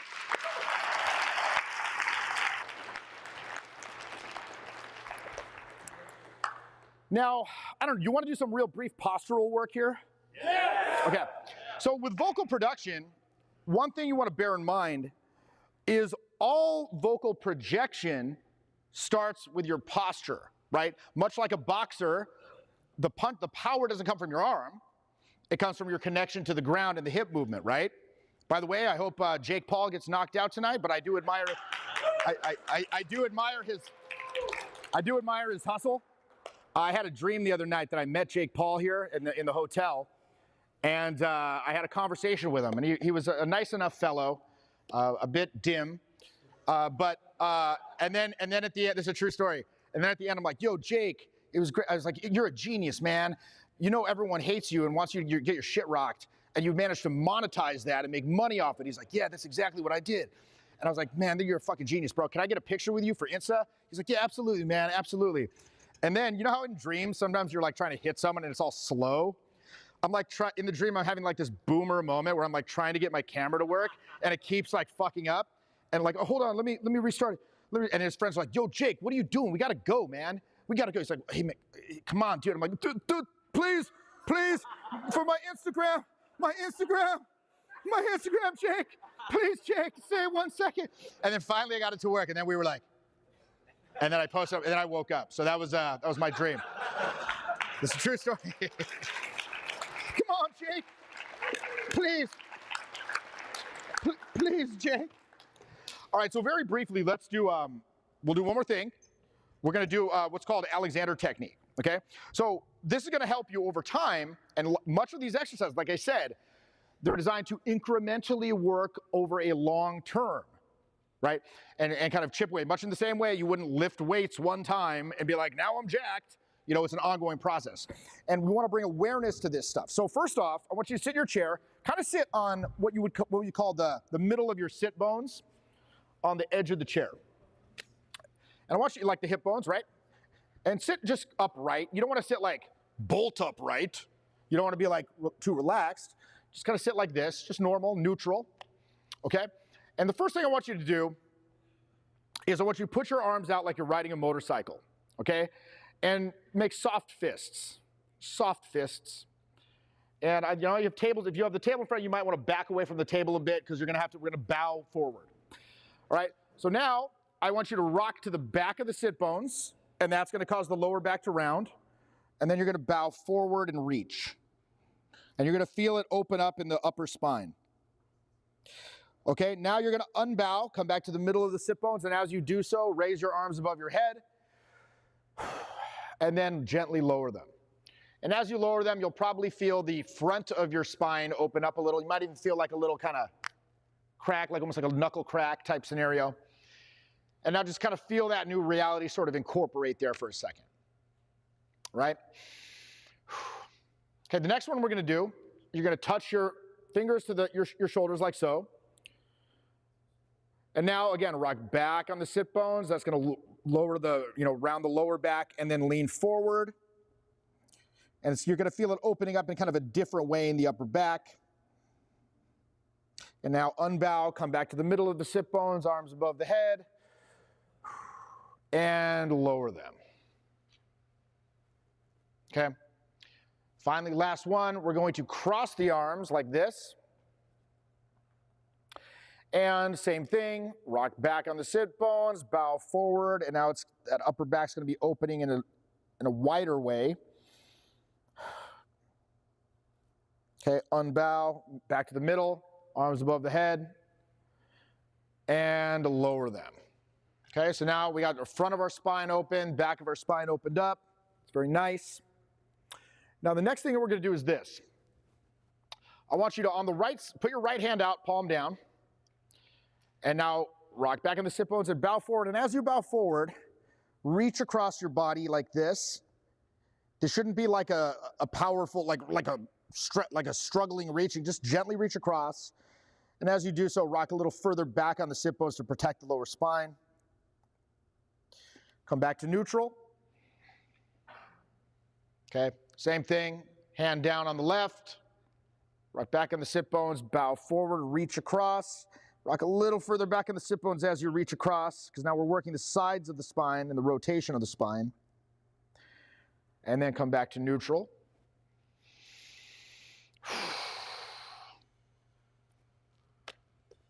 Very nice. Okay, now the last one. Put one foot on its side like this. Other foot on top, on its side. Actually, so yeah, left up. So whatever one's on top. So let's start with the right, just for consistency. So whichever one's on top, same hand up, palm up. Rock back on the sit bones, bow forward, reach across. And this time as you do it, push down on the bottom foot with the top foot and feel your spine lengthen into your head. Okay, come back. And now we're gonna do the opposite, same thing. Left foot on top this time, left palm up. Rock back on the sit bones, bow forward as you reach across and push down on the foot, feeling that spine lengthen into your head. And now come back. And just kind of sit there for a moment or two. Now I want you to feel the chair, the ground holding the chair up, feel the chair holding you up. And now put your hand on the top of your head and almost feel like the top of your head pushing into that palm. Like pushing against it, and then imagine almost like a string coming from the top of your head pulling up. And as you imagine that, I want you to rock forward over your knees and come to a standing position naturally. All right, very nice. Now, give yourselves a hand. Oh yeah, big deal. The Alexander technique. Now, you have a seat. So the reason that we do that is to improve posture. You might feel a little bit taller as you do this. And it's going to improve the alignment. Now, the reason we do these types of exercises, it has an incremental effect and builds proprioception of your spine. So you're able to get out of a fucking chair when you're 80 years old, right? Because most people, they'll just sit there crouched, they'll sit like this, and this will improve your ability to move through space with power, with grace, hold an area, right? Move through space with purpose.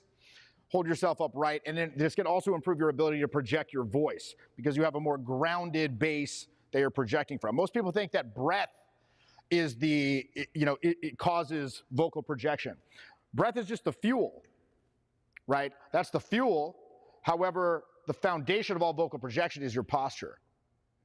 Now, like I said, this whole model here, this is just kind of the base. And this model changed my entire understanding of my communication. This is probably the stuff that helped me the most in the past couple of years to improve my actual interactions. And I've been doing this for almost 20 years, so I was already pretty damn good. I've already had a lot of success, quote unquote. But understanding this kind of helped me take it to the next level and weed out those last little tension blocks that I encounter on a day-to-day basis. But, in the larger program that I do, we actually go a lot further than that, than just understanding this stuff. So, for example, let me just call something else up here. And by the way, all this stuff, these couple little example exercises that I gave you, we could touch on this stuff here. Obviously, I've got not a lot of time here, but not in full, and that's why we save it for that 8-week program. And I think that with a lot of, with me, if you've seen my previous stuff, you know that I like to take a very practical approach to everything. You know what I mean? Like, I don't want this random mishmash of like abstraction that you have to sort of, dig through and puzzle over and find your way through a maze in order to get to the actual results. So what I did with this program that I did recently, Charisma Mastery, and the mentoring program, I really wanted it to be a curriculum that built upon the previous material as you went through it, right? It was very concerted to move you along. So for example, this is kind of the 8-week program. This is the actual curriculum. So the first week, we talk about the face, the voice, the body. And I developed this again over 18 years. The second week, we talk about those inner guidance modes of the intellect, the emotional process, intuition. The third week, we get into what are called the 6 skills of charisma, which are basically the skills you need to develop in order to deal with pretty much any situation that might come up as you're out interacting. The fourth week, we talk about core confidence as opposed to what fake it till you make it or situational confidence. Because let's face it, a lot of people, they get into this and they're not able to get past the initial pain period where they don't see result. Now, if you're here at this program or this event this week, You probably have been able at least to slog through a bit of it, where you're starting to see some result, right? But many people give up because that fake it till you make it confidence, that will serve you well in the initial stages, but you'll very quickly run up against the limitations of that. You will very quickly run up against those limitations. And you want to get to a point where it's to the core. It's no longer this facade you're putting on that's, you're hoping the mask doesn't slip when you get them, like when you take out the papers for them to sign on the dotted line, or you get them back home. Oh golly, I hope the facade doesn't slip. And they see it's just ripped abs drawn on a fat belly, essentially, right? Week 4, I get into conversational techniques. In other words, technique. Because look, I'm probably, out of all the instructors on live programs, I give the most technique. I came up in the technique era. Don't think that by saying all this stuff, by showing you all these things that I'm developing recently, I've somehow, disavowed technique, okay? It's absolutely essential. You've got to know how to move it along those waypoints. You have to know that. If you just go in and expect a vibe and the thing's gonna how many people have ever been in a situation where it's like, oh, it's going good. Like it seems like it's going good. I hope it will resolve itself to my satisfaction on its own accord, right? They're not gonna move it forward for you. If you expect them to move it forward for you, you'll be waiting a long fucking time, right? Maybe once or twice a year if you're going out a lot. You get somebody who's just super into you, is like, let's go, boy, come to the van or whatever, but like, very, and I go out a lot, so on occasion, I will get that. Some girls just comes there, it's like, yo, give me a fistful of that mullet, boy, and like, something like that. But again, that's very rare. You're not gonna, you certainly wouldn't want to build a strategy around that. I go up and stand against the wall and look cool, and they come. I mean, it might happen, but again, it's not going to be consistent. So you do need to know technique, and I don't just pay that lip service. We dig into that in the 4th week, or excuse me, the 5th week. 6th week, we talk about persuasive ability and frame control. In other words, how to be a closer, because that is one thing that it's hard to teach that, right? You can go up and you can do the song and dance and hey, la da da da dee, right? The little vaudeville act. But when it comes time to be like, yo, let's get out of here. Or yo, okay, get the credit card out. Are you able to close? Do you have that killer instinct, quote unquote, that enables you to understand the value proposition on a deep level for them and be like, you know what, look, I want you to take this. I want you to accept this proposal because I know you're going to love it. It's going to enrich your life. And how to tap into that and actually give you a little bit of techniques on how to do that. Week 7, I get into conflict communication, which is actually one of my favorites because I had to learn how to be very good at conflict doing this job. Because very often you're sending people into these situations where they're trying to maybe, get into a pre-existing social hierarchy, let's just say, where there's other people that don't want them to be in that social hierarchy. Like, who the fuck is this guy? Get the fuck out of here. And very often, especially in certain environments where there might be alcohol involved, these people can get quite aggressive. They can become possibly physically violent, right? So how do you navigate that without going into the limbic brain and just having these knee-jerk reactions? The monkey brain, where you get to that monkey dance with them and you want to win, get the last word in, save my pride, and you end up actually losing. So over the years, I had to learn how to navigate that stuff and come out, use my human brain to actually navigate that stuff and come out on top, really win, not just win in the moment. Why do you think I had to do that? Imagine you go on some program, and they're like, how was the program? How was your program, Bill? Well, I was there, and Jeff, he got into a fucking fight, and we got kicked out. It's not very professional. Back in the day, I would just fight them or whatever. I don't care. But now, I'd urinate on them in the bar. I was a child of divorce, man, troubled youth. I was a troubled youth, okay? So I wore a trench coat. I had a weird haircut, so I still do. But, I had to learn how to navigate that stuff. So it's kind of my favorite because when you actually learn it and you learn how to actually win, without getting down in the mud, it's very, very fun, actually. And then last but not least, I get into leadership. Now, when I'm talking about leadership, I'm not just talking about team leadership, organizational leadership. And I've been in both of those positions throughout my life, in different contexts. But more importantly, personal leadership. Now, what does that mean? That means you're able to motivate yourself to charge up the hill, to move towards the perceived danger. Because so many people can't fucking do that. They learn all of this stuff and they feel they're well equipped, but then when they step out there, they can't actually put themselves in harm's way. Now, of course, in modern times, especially with social interaction, the actual harm is sometimes arbitrarily related to the actual danger, but your brain doesn't know that, right? You have these intrinsic fear triggers and so forth, anxiety around social interaction. It can't distinguish between social humiliation and death. So you've got to find that inner beast mode, that Mamba mentality, as Kobe Bryant used to call it, that's going to enable you to move towards that perceived danger very consistently, even when every fiber of your being is screaming at you not to do that. So that's why I felt it was very, very important to include something on that, right? So again, if you've been struggling with technique for years, but you can't seem to make it work, this is that missing component, right? But you also need to commit. So like I developed a system for it, but you also need to commit to executing that system, right? You need guidance. Like when I put out Charisma Mastery, it's like a 16-hour program with like 70 different exercises. And one of the feedback, not criticism, but the feedback I got for that was like, man, all these exercises are kind of confusing. How do I engage with these on a weekly basis? Am I supposed to do 60 exercises every day?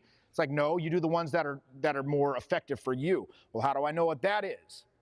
So then when we created the mentoring program, that kind of served to fill that hole in many ways. We can we do calls twice a week. We do an exercise call, a support call, and then we're like, okay, so I noticed this, and the whole group is noticing this as well, and holding you accountable, and then we're giving you guidance on how to work with this stuff going forward.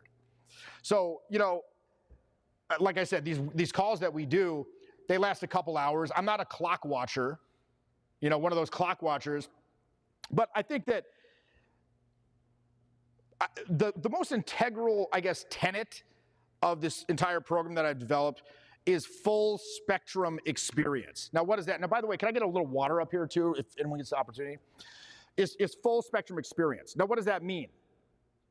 To be a full spectrum communicator, it means somebody who is aware of and exercises a full range of energetic choices, from physical, vocal, emotional, psychological, mental, spiritual even, right? Because I want you to start to think of your body as a whole instrument. Owen talked about this earlier. You want to understand how to use that instrument. It's difficult because when you're your own instrument, it's hard to tell what the hell you're doing. So if you have a guitar, for example, you can play the guitar, you can see it. Okay, my fingers are there. It's hitting the chords in XYZ way. But when you're your own instrument, it's very difficult a lot of times to tell what the hell you're doing. Right? And as you go through this process, it's paramount that you remain non-judgmental. Because why? Why do you think that is?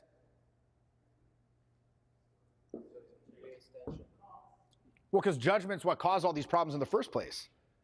Right? So it's paramount that you're able to carve out a non-judgmental space where you can take risks. You can walk into the unknown. You can make a leap of faith into unknown ways of expressing yourself. All growth is movement into the unknown. All learning is movement to the unknown.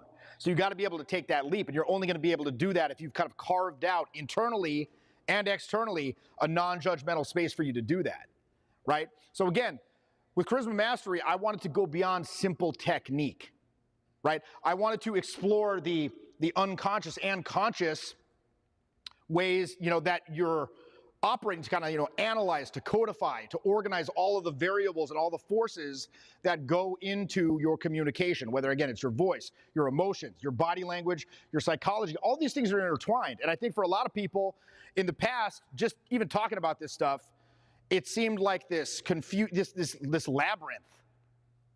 And for me, it was too. Like I said, the reason I started doing this, I wanted to know how to teach this stuff. I felt it was a hole in my coaching game. I used to say to these guys, why can't you just be cool?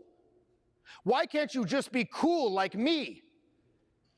Right? Like literally, it sounds funny, but that's literally what I would say to these dudes, because they go up there and they're just kind of like, durr, durr, durr. I'm like, just smile, just be cool. What the hell is going on? Wake the fuck up. But of course, that's not helpful.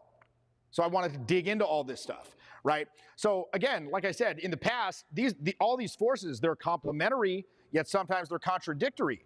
And so this can be this kind of, again, confusing maze for a lot of people. And I wanted to clear up that confusion and show you how to get through the maze, right? I think, over the years as I kind of researched all this stuff, and I found a lot of the material that people use to kind of try to approach this stuff to be these fascinating abstractions, right? These fascinating abstractions. And for most people, when you talk about vibe, it rarely goes outside of the realm of like a thought experiment, right? It's just a purely intellectual exercise. But I wanted to give you something that you can work with these energies directly. You can experience them directly, right? I only have 2 rules on my program, both in the infield trainings that I'm doing this weekend and on these mentoring programs. It's this: never be careful and go too far. Never be careful and go too far. And that doesn't mean you're doing intentional damage to yourself or intentional damage to other people. It just means you're going to explore and use your own energies in ways that you may never have experienced before, right? With freedoms that you have not experienced before. And with Charisma Mastery, I truly believe, I've developed a very unique way and a very useful way for you to isolate and analyze for yourself all of these components that go into that vibe and actually make meaningful progress on that. Again, pragmatic. Very, very pragmatic and useful, and to synthesize all of this into actually learning how to become more successful in your interactions and thereby make more successful social and business connections in your life, right? Really, what is this all about? Like, what is this all about? What has this company always been about? What's the mission statement? Self-actualization. Self-actualization. What is the mission statement? Batting average. Pick up batting average. Beyond the boobs. Becoming your true self. Bingo. You said it right here. Becoming your true self. Like, because have you ever had the thought that maybe what you think of as your personality isn't even really your personality? That maybe you're just this collection of influences, conditionings, biological imperatives, flickering emotional episodes, flickering over your memories. Like, who the hell is even really you? We want to get you to the root of who you really are. We want to give your power back to you. That's what this has all been about, to put you in the driver's seat of your life so you're not this leaf in the wind getting buffeted about by the vicissitudes of the environment left and right. By the conditionings of the media, by the fear, the anguish, the suffering, the self-doubt, the guilt, the shame. Really, it's about helping you discover your true self, as dude said right here. So this is for anyone that's interested in power, love, freedom, self-awareness, growth. That's what this is for. And the exercises that we do, they form that experiential core. Because, without direct experience of these energies, it's like, dude, all this shit it stays in the realm of philosophy. You don't want this to be a thought experiment. You want this to be real, tangible, give you real results. Sure, if you just come up here and hear me talk about this stuff, sure, it might be inspiring, it might be accurate, it might be significant, but it's not going to have any living energy. And that's why mentoring is so important. Because you can get not just a system, not just the intellectual ideas, but also accountability and guidance. And like I said, a lot of the exercises that we do, they're mainly devoted to freeing you from inhibitions that block charisma. And they're useful, but we have to go beyond. We have to develop the instrument as a whole as well, right? And again, so it's like, let me go back here. It's like, here's a functioning view of your energy system. Right? Then we talk, here's that system and how it works as you communicate in life, in performance, in interaction, in communication, right? Here's how you develop it. Here's how you exercise it. Here's a means for you to develop and expand your charisma for as long as you like going forward for the rest of your life, right? And like I said earlier, like at the very beginning of the hour, the way that we do that is by understanding and acting on the following concepts. Number one, understanding the charismatic vision that you want to execute for yourself. Number two, understanding the social demands that are being put upon you by the types of interactions and the types of results that you want to have. Number 3, understanding the societal conditions that you're operating in as you move towards those ends. Number 4, understanding the ways that your negative counter condition can interfere with that process. And number 5, what can you do about all of that? In other words, give you an exercise process for total charisma that basically gives you a new level of control over your own growth and development. And that exercise process is, like I said, the vehicle that moves you towards charisma. What is the fundamental purpose of charisma, in your opinion? Yes, I like that a lot. I think it's to give the people that we meet an almost consciousness expanding experience. Like I said, for you, this feeling of like new freedom, lack of inhibition through these previously shut down channels, it's exhilarating. But for the people that you interact with, the benefit they get is kind of this, again, this expanded sense of human potential that it conveys. Like, you guys all know this, but probably the main reason that people come to us is for dating, right? It is what it is, right? To learn how to become more attractive to the people that you're interested in.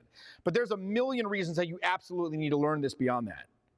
Like, in fact, how many people are in here more for the self-development angle these days, right? You know, a lot of people get older and they kind of move towards that, right? And of course, I mean, look, if you learn this stuff, not only are you going to make these romantic connections, you can make friends effortlessly. Because look, friends leave. And a lot of people might say, well, shit, I have a good friend group. But look, people move on. People die. Sounds kind of morbid, but it's true. I've had like 10 friends die. I'm fucking old. And the older you get, the more friends will die. I have a list on my phone. Dead people.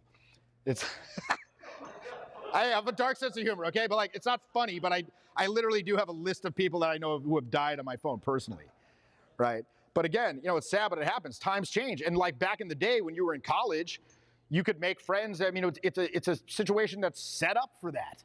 Here's your new friend. You were assigned in the dorm by a computer. Now you're best friends for 30 years. But now, like, you might, again, if friends leave, a lot of older people that I meet, they kind of feel trapped by that. Like, how the hell do I make friends as an adult without going to a frat party, right? So when you know this stuff, you're able to do that. Like, look, Owen, myself, we can land in a city where we don't know. I have total confidence in that. I can land in a city where I don't know anyone, and I can chat people up, and within a couple weeks, I'll have a rudimentary social circle set up. It's not going to be like best friends forever, right? Like BFF, yay, my new awesome friends. But it's going to be the seed, and it could build from there. I mean, hell, like you might move to a new city. Do you have the ability to land there and actually make new friends? That's very important. In business, like Owen said before, you can't do it all by yourself. It's not realistic to think that you're going to be able to master every single area of business, the IT, the legal, this, that, the next thing, the sales, the marketing. Yes, you can get rudimentary understandings, but ultimately you're going to have to recruit people who are the best to help you with that stuff. And if you want to attract the best people, you got to be able to make good first impressions on those people. If you want to attract the best clients to purchase from you, same thing. Selling, marketing, pitching, interviews, dealing with office politics. This is all charisma, guys. In every single presidential election of the modern era, the most charismatic person won, with the notable exception of the most recent. That's okay, I always have to say that, because like, well, what about this guy? He doesn't seem very... It seems like he's a wax dummy from Chuck E. Cheese standing up there. Man, every time I see that dude, I'm like, dude, is this guy okay? Jesus.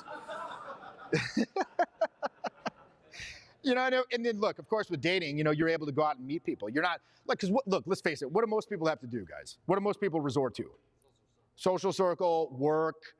And let's face it, those circles are not the best place to be, like, dating people from. Because it could go bad, like, I mean, it could go awry in ways that might prove problematic for you or the social circle later down the road. I mean, dating people at work, are you fucking kidding me these days? Are you fucking crazy? But people do this. The scarcity, man, the scarcity is real. And they cause all these problems for yourself. Like, dude, I have people, I know people who do this, and I just feel like friends of mine who are like civilians, And they do this. I feel so bad for them because like, what happens when it falls apart? Now it's this big fucking problem. Just go outside, man. Just literally go outside. It's easy. It's fun. We can make it complicated. We can make it super complicated, or we can make it as easy as possible. Again, you know, like the great philosopher from the 20th century, Cyndi Lauper, said, girls just want to have fun. But not with some fucking chode who goes up and says, duh, what's your name? Duh. Right? You need to be able to go up and be dynamic, have a cool facial expression that's alive, interesting, compelling. Then you know that a little bit of technique, it's going to be easy for you. It's fucking, it'll be gold. You know, all of the top guys of this stuff, and I do know most of these guys personally, from back in the days of the Game Book by Neil Strauss. You know, they have all experienced some sort of moment where kind of all the book learning came together and the picture resolved. And most of those moments, true to say it, come from some sort of personal mentoring. Owen did it. I did it. For me, it was when I moved to, not moved, but I traveled down to the old Project Hollywood back in the day to kind of learn from those guys, from the you know, our old mentors, Mystery, Style, those guys. At the time, I thought that I pretty much understood it all because I'd read everything there was to read about it. And I was having success, but it wasn't spectacular. And I know Owen did the same thing. Literally, Owen dropped out of college to travel the world staying on people's couches. Think about how insane that is. He's going to like one of the top colleges in Canada as well. He'll tell you this. And he dropped out. He did end up eventually going back and getting his degree, but he dropped out and he's just traveled around, staying on people's couches who were like notable in the scene, so that he could go out with them and maybe get one little iota of information from them here and there. Pick their brain, get a little iota here, get a little iota there. Iota, I love that word. But you know, like he sought out, he looked for people that were better than him and embraced every opportunity that he could to break out of that weak sauce, weak game, I guess you might call it. And again, I did the same thing. So look, this stuff, it's not brain surgery, but of course there is a certain amount of like it factor, or X factor, or voodoo, if you will, that goes into it, right? And again, the best way to learn that is experience firsthand in an environment where you could actually interact with the teacher. So that's why we do mentoring. That's why we do in-field coaching. Because we get people like, again, it's one thing to read about this stuff, but it's quite another to experience it live in four-dimensional meat space, as I like to call it. Yeah, exactly. As you're moving through time, you're feeling the emotions flood, you're feeling the various chemicals flood your brain as things unfold dynamically. You're working with the energies directly. You work with the energies directly, both in performance, when you go out, and in exercise as you roll around and kind of tease out these blocks that have been inhibiting you. You know, there's kind of a paradox to exercising this stuff, because you're asking yourself to show weakness, right? We're deeply conditioned to not show weakness at all costs. So when you do these exercises, you bump up against these weaknesses. It's actually a good thing because it shows you where they are.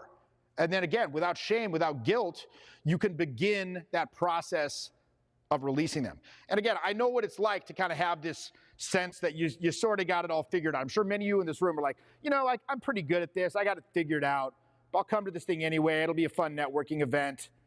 But again, I know what it's like to hold that belief that's killing your bottom line. That's what prevented me from having so-so success to actually making these fucking legends that many of you may have read about in my book. You know, I found a copy of that book the other day. I was doing some Marie Kondo shit in my house. You know, like, I honor you. And I was reading through, I'm like, Jesus Christ, this guy's a fucking maniac. Like, who is this fucking guy? I had to burn the book. Okay, so I burned the book. It's okay if it's your own book. You're allowed to burn your own book. But again, the difference between interacting at that so-so level and finally making that understanding of what it takes to go up and make people fucking love you right off the bat. Or at least be, this is different. Like, what is going on here? This is interesting. This is different. That makes all the difference in the world. That's what makes the difference between the happy and rich people and the miserable, like, wannabes who are derping around down here. That's the distinction, right? So I do personal mentoring. I do it in a very small group. We rarely have more than 20 people in there. And we do keep it small because, look, I'm one of these people, like, I got to pay my rent, but at the same time, I do this because I believe it's a movement. You know, there's a quiet revolution happening here. Or maybe a loud revolution.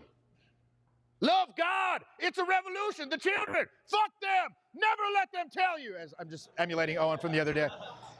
Maybe it's a loud revolution. You know, but I truly believe that. So, I really enjoyed that, by the way. But yeah, I do these programs, and you know the results have been, quite frankly, life-changing. Don't take my fucking word for it. Let me show you a couple little testimonials here. Do we have audio on this, guys? I'm gonna guess no because everything else has been a complete shit show. So let's just assume that it's gonna be a no. Let's just assume that's a hard no here. Let me see if I can like put the mic to this maybe. Of course, has been life-changing. Life-changing is the word. I feel like communicating is the key to life, right? With this kind of stuff, you can become a master. You can become a top echelon speaker, communicator. One of the awesomest experiences of my life. And I've been rebuilding this awesome, cool new relationship with my family. And I am very thankful for this program. Out of all of the teachers that I've seen, and this isn't bullshit, Jeff's was the only one that was actually concrete, tangible, and to the point. The others had a lot of like inner game material that was subjective and people perhaps couldn't relate to, but everyone can actually relate to the tangible points that I saw today. Even me, I could relate. So I learned something, which is very rare. And then this was my favorite, this guy. Three biggest takeaways from this Charisma Mastery program. My life literally changed applying what I've learned. Three biggest takeaways from this Charisma Mastery program. My life literally changed applying what I've learned and going through this process. Like literally, I reached like a dating life abundance.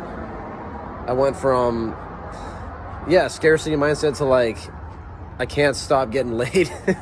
And things happened to me that I never would have thought were possible. And it's just the beginning. It's just the beginning. I also, have so much more awareness of everything now. Like facial armory in my face as I'm out and about, walking through my day, even talking to people. I can be aware, a lot more aware of when I'm closed off with my voice or my face, realizing that, hey, I'm getting back into those monotone patterns, and I can become aware of it and make a change or a correction. Just being in this vibe, in this tribe, really enjoying the journey. Three biggest takeaways from this Charisma Mastery It's fucking awesome. It was like almost like he was doing a boot camp over Zoom. Yeah, that was one of my favorites. So yeah, guys, look. I want you to get serious about this shit. I really want you to join this course, all right? Don't fuck around. Don't fuck around. So I got a couple spots left over the next couple months. So, let me show you what we're doing for you guys this weekend. Since you schlepped your way out here, we got actually a very, very good offer for you today. And here it is. So basically, just for the actual mentoring price of the 8-week Charisma mentoring, I'm also going to throw in Execute the Program, which is my magnum opus of online dating, through which I got many, many hundreds of results. Okay, you may have read about some of those in the media, and additionally, I'm throwing in Resonator. Now, Resonator is a program that I developed specifically for vocal projection, for healthy, attractive, powerful vocal projection. I teamed with a 40-year voice coach, Susan Nance, to develop the curriculum for that. So I'm throwing those two in as well. Additionally, we're going to do a breakout session right after this. At which point, so if you sign up, we're going to do a breakout session where the mentoring starts right now, basically, and we're going to dig into some of your issues that you have right now. And then finally, we're going to give you $500 off a future boot camp. All right? So anyone interested in this? Show of hands. A couple people. All right, why don't you go to the back right now, and I'll meet you back there and answer any questions you have. If you have any questions about it, meet back there as well. Like literally stand up, go back there, go into the breakout room literally right now, and I'm going to meet you guys back there. All right?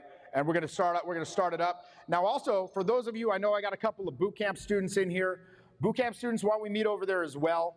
And we're going to get this cracking. And we're going to have a ball and a hell of a time tonight. And by the way, for all the rest of you guys, I hope that you're going to be going out tonight and engaging, practicing some of this stuff, et cetera, et cetera. And so thank you very much. Thanks for coming. God bless you. God bless America.